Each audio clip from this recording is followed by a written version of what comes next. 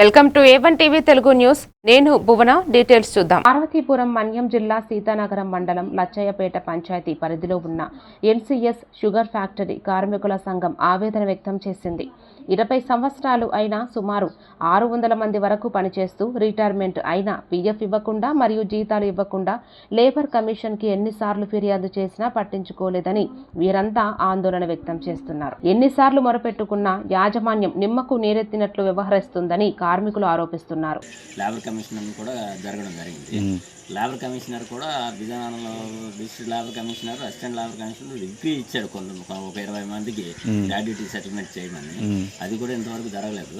ఇంతవరకు మేము అధికారులను కలుస్తున్నాం కానీ లేబర్ కమిషనర్ కలిస్తే లేబర్ కమిషన్లో ఆ చట్టంలో ఏముందో మాకు తెలియట్లేదు. ఆ లేబర్ కమిషనర్ ఏ విధమైన చర్య తీసుకుంటో తెలియట్లేదు. గత 4 సంవత్సరాలు బట్టి చనిపోయిన వాళ్ళు చనిపోతున్నారు. వాళ్ళు ఏవి గ్రాడ్యుయేటీ సెటిల్మెంట్ లేదు. దాని మీద ఏ విధమైన చర్య తీసుకుంటున్నాం అనేది కూడా కనీసం తెలియజేయట్లేదు. లేబర్ కమిషనర్ బాధ్యతలు ఎట్లా తెలియట్లేదు.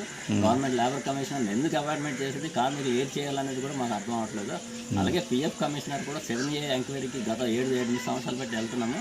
ఆ PF కూడా సెటిల్మెంట్ కాకపోవడంతో భార్యలు పిల్లలు అందరూ రోడ్డు మీద పడి వాళ్ళు బాధపడుతున్నారు. ఇప్పుడు PF అది కంటిన్యూ అవ్వకపోవడంతో డిఫాల్టర్లుగా మెసేజ్ కూడా పెట్టడం జరుగుతుంది. కార్మికులు వడ్డీ కాకపోవడం జరుగుతుంది.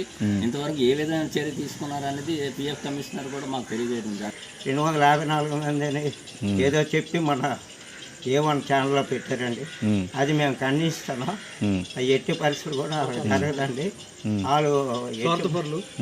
వాళ్ళు స్వార్థపరుల ప్రకారంగా కంపెనీ వాళ్ళతో చేతులు కలిపి ఇచ్చేసారండి.